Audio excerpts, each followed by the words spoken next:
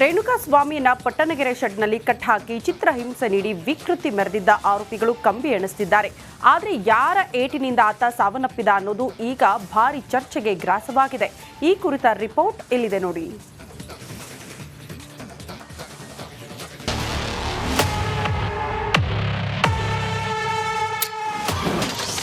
ದರ್ಶನ್ ಏಟಿಗೆ ಪತರಗುಟ್ಟಿದ ರೇಣುಕಾಸ್ವಾಮಿ. ಒಂದೇ ಒದಗೆ ರೇಣುಕಾಸ್ವಾಮಿ ವಿಲವಿಲ ಒದ್ದಾಟ. ರೇಣುಕಾಸ್ವಾಮಿಯನ್ನ ಪಟ್ಟಣಗೆರೆ ಶೆಡ್ನಲ್ಲಿಟ್ಟು ಟಾರ್ಚರ್ ಇಟ್ಟಿದ್ದ ಗ್ಯಾಂಗ್ ನರಕ ತೋರಿಸಿದ್ರು. ಶೆಡ್ಗೆ ಬಂದ ದರ್ಶನ್ ಕೋಪದಲ್ಲಿ ಒಂದೇ ಒಂದು ಏಟು ಕೊಡ್ತಿದ್ದಂತೆ ರೇಣುಕಾಸ್ವಾಮಿ ಪಾತರಗುಟ್ಟು ಹೋಗಿದ್ದ. ನೆಲದ ಮೇಲೆ ಬಿದ್ದು ಒದ್ದಾಡಿದ್ದಾನೆ. ಆದರೂ ಬಿಡದೆ ದಾಸ ಥಳಿಸಿದ್ದಾನೆ. ರೇಣುಕಾಸ್ವಾಮಿ ಪೋಸ್ಟ್ ಮಾರ್ಟಂನಲ್ಲಿ ಬಲವಾಗಿ ಪೆಟ್ಟು ಬಿದ್ದು ಸಾವನ್ನಪ್ಪಿರುವ ಬಗ್ಗೆ ವರದಿಯಾಗಿದೆ. ಯಾವ ಅಂಗಕ್ಕೆ ಪೆಟ್ಟು ಬಿದ್ದು ಸತ್ತಿದ್ದು ಅಂತ ದೃಢಪಡಿಸುವಂತೆ ವೈದ್ಯರಿಗೆ ಪೊಲೀಸರು ಪತ್ರ ಬರೆದಿದ್ದಾರೆ. ಮೇಲ್ನೋಟಕ್ಕೆ ದರ್ಶನ್ ಹೊಡೆತದಿಂದಲೇ ಸತ್ತಿರುವ ಬಗ್ಗೆ ಅನುಮಾನ ವ್ಯಕ್ತವಾಗಿದೆ. ಪಕ್ಕೆಲುಬು ಮುರಿದು ಹಾಗೂ ಮರ್ಮಾಂಗಕ್ಕೆ ಏಟು ಬಿದ್ದು ಸತ್ತಿದ್ದಾನೆ ಎಂಬುದರ ಬಗ್ಗೆ ಪೊಲೀಸರು ಶಂಕಿಸಿದ್ದಾರೆ. ಹೀಗಾಗಿ ಯಾವ ಭಾಗಕ್ಕೆ ಬಿದ್ದ ಏಟಿನಿಂದ ಸತ್ತಿರಬಹುದು ಎಂಬ ಬಗ್ಗೆ ಕಾಮಾಕ್ಷಿಪಾಳ್ಯ ಪೊಲೀಸರು ವೈದ್ಯರ ಮೊರೆ ಹೋಗಿದ್ದಾರೆ. ವೈದ್ಯರ ವರದಿ ಬಂದ ಬಳಿಕ ಆ ಅಂಶ ಚಾರ್ಜ್ ಶೀಟ್ನಲ್ಲಿ ಸೇರಿಸಲಿದ್ದಾರೆ. ಯಾರಿಂದ ಸತ್ತಿದ್ದು ಅಂತ ಅಡಿಷನಲ್ ಆಗಿ ಸಲ್ಲಿಸುವ ಚಾರ್ಜ್ ಶೀಟ್ನಲ್ಲಿ ಈ ವಿಚಾರ ಪ್ರಸ್ತಾಪವಾಗಲಿದೆ. ಧ್ರುವರಾಜ್, ರಿಪಬ್ಲಿಕ್ ಕನ್ನಡ, ಬೆಂಗಳೂರು.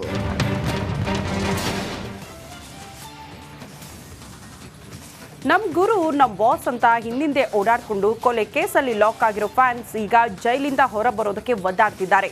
ಜಾಮೀನು ಅರ್ಜಿಗೂ ಅಪ್ಲೈ ಮಾಡಲಾಗದ ಸ್ಥಿತಿಯಲ್ಲಿದ್ದಾರೆ.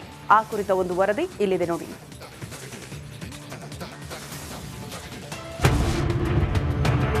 ಬಾಸ್ ಹಿಂದೆ ಹೋದವರಿಗೆ ತಪ್ಪದ ವನವಾಸ. ಜೈಲಿನಿಂದ ಹೊರಬರಲಾಗದೆ ನಿತ್ಯ ಪರದಾಟ. ನಮ್ಮ ಬಾಸ್ ವಿಷಯಕ್ಕೆ ಬಂದ್ರೆ ಸುಮ್ನಿರಲ್ಲ. ನಮ್ ಬಾಸೇ ನಮ್ಗೆ ದೇವ್ರು, ನಮ್ಮ ಬಾಸ್ ಡಿ ಬಾಸ್ ಅಂತ ಚೀರಾಡ್ತಿದ್ದವರು ಈಗ ಕೊಲೆ ಕೇಸಲ್ಲಿ ಲಾಕ್ ಆಗಿದ್ದಾರೆ. ಚಾರ್ಜ್ ಶೀಟ್ ಸಲ್ಲಿಕೆಯಾದ್ಮೇಲೆ ಒಬ್ಬೊಬ್ಬರೇ ಜಾಮೀನಿಗೆ ಅರ್ಜಿ ಹಾಕ್ತಿದ್ದಾರೆ. ಆದ್ರೆ ಮಂಡ್ಯದ ನಂದೀಶ್ ಮಾತ್ರ ಹೇಳಲಾಗದ ಸ್ಥಿತಿಗೆ ಸಿಲುಕಿ ಒದ್ದಾಡ್ತಿದ್ದಾನೆ.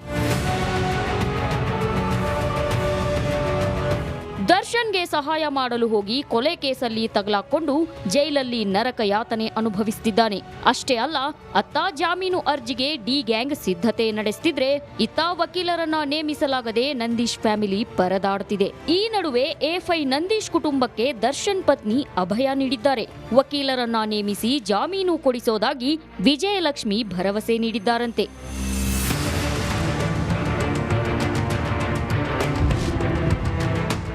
ನಂದೀಶ್ ಕುಟುಂಬದ ಜೊತೆ ನಿಂತ ವಿಜಯ.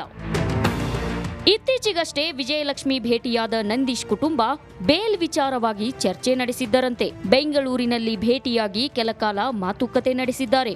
ದರ್ಶನ್ ಪತ್ನಿ ವಿಜಯಲಕ್ಷ್ಮಿ ಬಳಿ ನಂದೀಶ್ ಅಕ್ಕ ನಂದಿನಿ ಅಳಲು ತೋಡಿಕೊಂಡಿದ್ದಾರೆ. ಹೀಗಾಗಿ ಜಾಮೀನು ಕೊಡಿಸುವ ವಿಚಾರದಲ್ಲಿ ವಿಜಯಲಕ್ಷ್ಮಿ ಭರವಸೆಯ ಮಾತು ಆಡಿದ್ದಾರಂತೆ.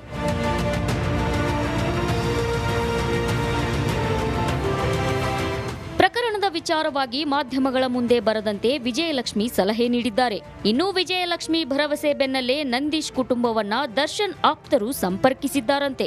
ಆಪ್ತರ ಬಳಿಯೂ ನಂದೀಶ್ ಬಿಡುಗಡೆ ಮಾಡಿಸುವಂತೆ ಕುಟುಂಬಸ್ಥರು ಮನವಿ ಮಾಡಿದ್ದು, ನಮಗೆ ಯಾವುದೇ ಹಣ ಸಹಾಯ ಬೇಡ, ನಂದೀಶ್ ಬಿಡುಗಡೆ ಆದ್ರೆ ಸಾಕು ಅಂತ ಕಣ್ಣೀರಿಟ್ಟಿದ್ದಾರೆ. ಕಾನೂನಾತ್ಮಕ ಪ್ರಕ್ರಿಯೆಯಲ್ಲಿ ನಿಮ್ಮ ಜೊತೆಗಿರ್ತೀವಿ ಅಂತ ದರ್ಶನ್ ಆಪ್ತರು ಕೂಡ ಭರವಸೆ ನೀಡಿದ್ದಾರೆ ಎನ್ನಲಾಗಿದೆ. Bureau report, republic Kannada.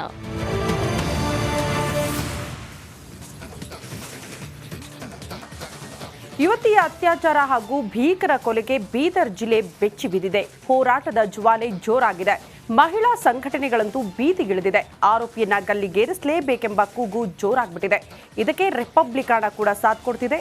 ಈ ಕುರಿತ ಒಂದು ರಿಪೋರ್ಟ್ ಇಲ್ಲಿದೆ ನೋಡಿ.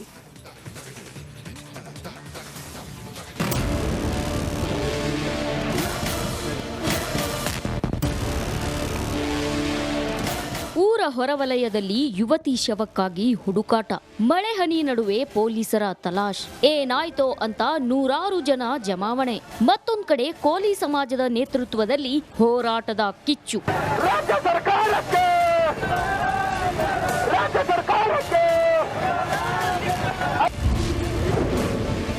ಬೀದರ್ನಲ್ಲಿ ಯುವತಿ ರೇಪ್ ಅಂಡ್ ಮರ್ಡರ್.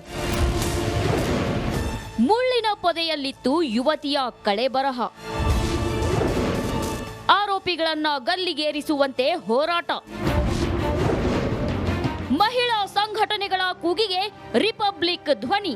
ಅವರಿಗೆ ಫಾಸಿ ಶಿಕ್ಷೆ ಕೊಡುವಂತ ಕೆಲಸ ಮಾಡ್ಬೇಕು ನೀವು.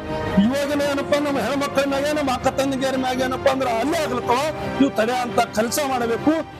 ರಾಷ್ಟ್ರ ರಾಜಧಾನಿ ದೆಹಲಿ, ದೀದಿನಾಡು ಪಶ್ಚಿಮ ಬಂಗಾಳದಲ್ಲಿ ಮಾತ್ರವಲ್ಲ, ನಮ್ಮ ರಾಜ್ಯದಲ್ಲೂ ಭೀಭತ್ಸ ಕೃತ್ಯವೊಂದು ನಡೆದು ಹೋಗಿದೆ.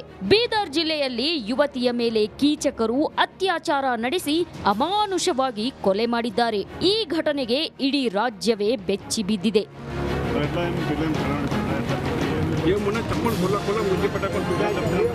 ಬಸವ ಕಲ್ಯಾಣ ತಾಲೂಕಿನ ಗುಣತೀರ್ಥವಾಡಿ ಗ್ರಾಮದಲ್ಲಿ ಕಳೆದ 3 ದಿನಗಳ ಹಿಂದೆ ನಾಪತ್ತೆಯಾಗಿದ್ದ 18 ವರ್ಷದ ಯುವತಿ ಕೆಲವೇ ದಿನಗಳಲ್ಲಿ ಶವವಾಗಿ ಪತ್ತೆಯಾಗಿದ್ದಾಳೆ. ಯುವತಿ ತಲೆ ಮೇಲೆ ಕಲ್ಲು ಎತ್ತಿ ಹಾಕಿ ಕೊಲೆ ಮಾಡಿ ಮುಳ್ಳು ಕಂಟಿಯಲ್ಲಿ ಎಸೆದು ಹೋಗಿರುವ ಶಂಕೆ ವ್ಯಕ್ತವಾಗಿದೆ. ಸುದ್ದಿ ಸ್ಫೋಟ ಆಗ್ತಿದ್ದಂತೆ ಕೋಲಿ ಸಮಾಜದ ಬಾಂಧವರು ರೊಚ್ಚಿಗೆದ್ದು ಬೀದಿಗೆ ಇಳಿದ್ರು. ಪಾಪಿಗಳನ್ನ ಗಲ್ಲಿಗೆ ಏರಿಸುವಂತೆ ಆಗ್ರಹಿಸಿದ್ರು. ಜಿಲ್ಲಾ ಬಿಜೆಪಿ ಕಾರ್ಯಕರ್ತರು ಹೋರಾಟಕ್ಕೆ ಸಾಥ್ ನೀಡಿದ್ರು. ಗುಂಟೀರ್ವಾಡಿಯಲ್ಲಿ ಅವರು ವಾಸವಾಗಿದ್ದಾರೆ. ಅತ್ಯಂತ ಬಡ ಕುಟುಂಬ. ಭಾಗ್ಯಶ್ರೀ ಕೊಲೆಯನ್ನ, ಅಮಾನವೀಯ ಕೃತ್ಯವನ್ನ ನಿಜವಾಗ್ಲೂ ನೋಡಿದ್ರೆ ಎಂಥವ್ರನ್ನು ಕಳ್ಳ ಚೂರು ಅಂತಕ್ಕಂಥ ಘಟನೆ ಇದು. ಮಹಿಳಾ ಸಂಘಟನೆಗಳ ಕೂಗಿಗೆ ರಿಪಬ್ಲಿಕ್ ಧ್ವನಿಯಾಗಿದೆ. ಜಿಲ್ಲಾ ಉಸ್ತುವಾರಿ ಸಚಿವ ಈಶ್ವರ್ ಖಂಡ್ರೆ, ಶಾಸಕ ಶರಣು ಸಲಗಾರ್ ಯುವತಿ ಮನೆಗೆ ಭೇಟಿ ನೀಡಿ ಕುಟುಂಬಸ್ಥರಿಗೆ ಸಾಂತ್ವನ ಹೇಳಿದ್ರು. ಸಚಿವ ಖಂಡ್ರೆ ಹಾಗೂ ಶಾಸಕ ಸಲಗರ್ ವೈಯಕ್ತಿಕವಾಗಿ ತಲಾ 1 ಲಕ್ಷ ರೂಪಾಯಿ ಪರಿಹಾರ ನೀಡೋದಾಗಿ ಘೋಷಿಸಿದ್ದಾರೆ. ಈ ಒಂದು ಪ್ರಕರಣದಲ್ಲಿ ಆರೋಪಿಗೆ ತಕ್ಷಣ ದಸ್ತಗಿರಿ ಮಾಡಬೇಕು, ಜೊತೆಯಲ್ಲಿದ್ದವರಿಗೂ ದಸ್ತಗಿರಿ ಮಾಡಬೇಕು, ಮತ್ತು ಅತ್ಯಂತ ಕಠಿಣವಾದಂಥ ಶಿಕ್ಷೆ ಆಗುವಂಥ ರೀತಿಯಲ್ಲಿ ನೀವು ಎವಿಡೆನ್ಸ್ ಆಗಲಿ ಮತ್ತೊಂದಾಗಲಿ ಸಿದ್ಧಪಡಿಸಬೇಕು ಅನ್ನೋಂಥ ಸೂಚನೆಯನ್ನು ಕೊಟ್ಟಿದ್ದೇನೆ.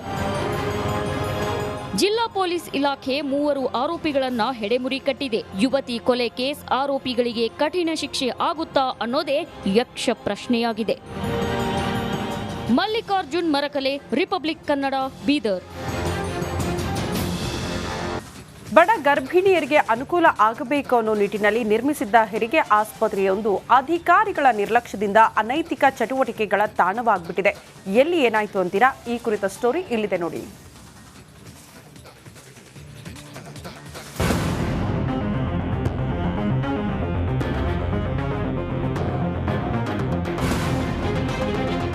ಹೆರಿಗೆ ಆಸ್ಪತ್ರೆಯ ಕಟ್ಟಡದಲ್ಲಿ ಎಲ್ಲೆಂದರಲ್ಲಿ ಬಿದ್ದಿರುವ ಮದ್ಯದ ಬಾಟಲ್ಗಳು. ಹೊಸದಾಗಿ ನಿರ್ಮಿಸಿದ ಆಸ್ಪತ್ರೆಯ ಗಾಜುಗಳು ಪೀಸ್ ಪೀಸ್. ಸ್ಮಶಾನದ ಮೂಲೆಯೊಂದರಲ್ಲಿ ನಿರ್ಮಿಸಿದ ಹೆರಿಗೆ ಆಸ್ಪತ್ರೆ.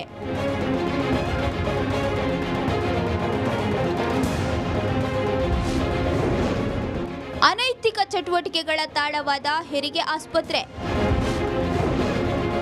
ಅಧಿಕಾರಿಗಳ ನಿರ್ಲಕ್ಷ್ಯ, ಸ್ಮಶಾನದಲ್ಲಿ ಆಸ್ಪತ್ರೆ ನಿರ್ಮಾಣ.